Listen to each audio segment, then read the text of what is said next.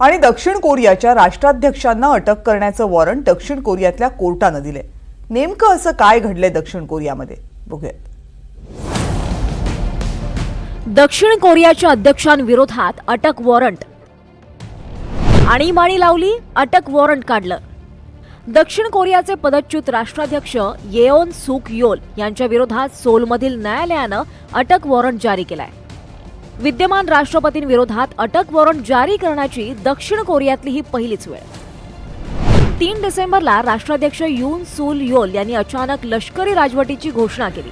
दूरचित्रवाणीवरून बोलताना त्यांनी ही घोषणा केली। 1980 नंतर पहिल्यांदाच कोरियामध्ये लष्करी राजवटीची घोषणा झाली। उत्तर कोरियाशी समर्थपणे लढण्यासाठी लष्करी राजवट महत्त्वाची असल्याचा दावा। मात्र कोरियन संसदेनं लष्करी राजवटीविरोधात ठराव पारित केला।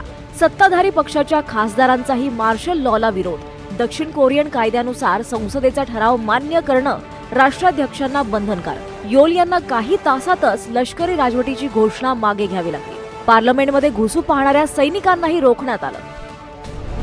मार्शल लॉ लागू करण्याच्या अयशस्वी प्रयत्नानंतर 14 डिसेंबरला यून यांच्यावर महाभियोग चालवण्यात आला आणि त्यांना पदावरून काढून टाकण्यात आलं। मंगळवारी सोलमधील न्यायालयानं पदच्युत राष्ट्राध्यक्ष येओन सुक योल यांच्या विरोधात अटक वॉरंट जारी केलं। दक्षिण कोरियातली राजकीय परिस्थिती बिघडली आहे। आता पुढे काय होणार आणि कोण होणार नवे राष्ट्राध्यक्ष हे पाहावं लागणार आहे। Bureau report, NDTV Marathi.